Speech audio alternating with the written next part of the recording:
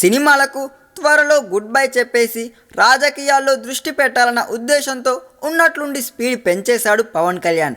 కెరీర్లో ఎన్నడూ లేని విధంగా కొన్ని నెలల వ్యవధిలో 3 సినిమాలకు ప్రారంభోత్సవం జరిపించేశాడు. అందులో ఒకటైన కాటమరాయుడు శరవేగంగా షూటింగ్ జరుపుకుంటోంది.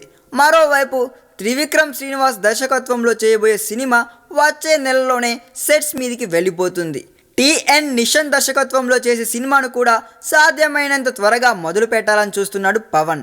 మొత్తానికి వచ్చే ఏడాది పవన్ సినిమాలు 3 రిలీజ్ అయ్యేలా కనిపిస్తోంది పరిస్థితి. ఈ 3 పూర్తయ్యాక పవన్ దాదాపు సినిమాలు మానేసినట్లే అంటున్నారు ఆయన సన్నిహితులు.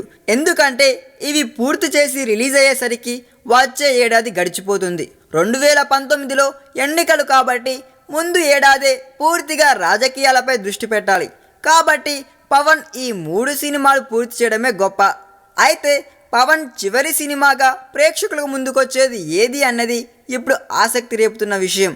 పవన్ ఫ్యాన్స్ సహా అందరూ అది త్రివిక్రమ్ దర్శకత్వంలో చేయబోయేదైతేనే బాగుంటుందని కోరుకుంటున్నారు. ఎందుకంటే వీళ్ళ కాంబినేషన్కు ఉన్న క్రేజ్ అలాంటిది. టిఎన్ నిషన్ దర్శకత్వంలో చేయబోయేది వేదాళం రీమేక్ అన్న ప్రచారం జరుగుతుంది. రీమేక్ అంటేనే జనాలకు ఏమంత ఆసక్తి లేదు. పైగా తమిళ దర్శకుడితో కావడంతో దీనిపై పెద్దగా అంచనాలు లేవు. జనాల కళ్ళన్నీ త్రివిక్రమ్తో పవన్ చేసే సినిమా మీదే ఉన్నాయి. పైగా ఆ సినిమాను సామాజిక అంశాల నేపథ్యంలో తీశారని కూడా ప్రచారం జరుగుతోంది.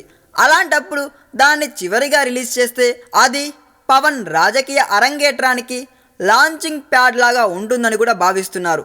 కానీ ముందు త్రివిక్రమ్ సినిమానే మొదలవుతుందని, ఆగస్టులోనే ఈ చిత్రం రిలీజ్ అవుతుందని అంటున్నారు.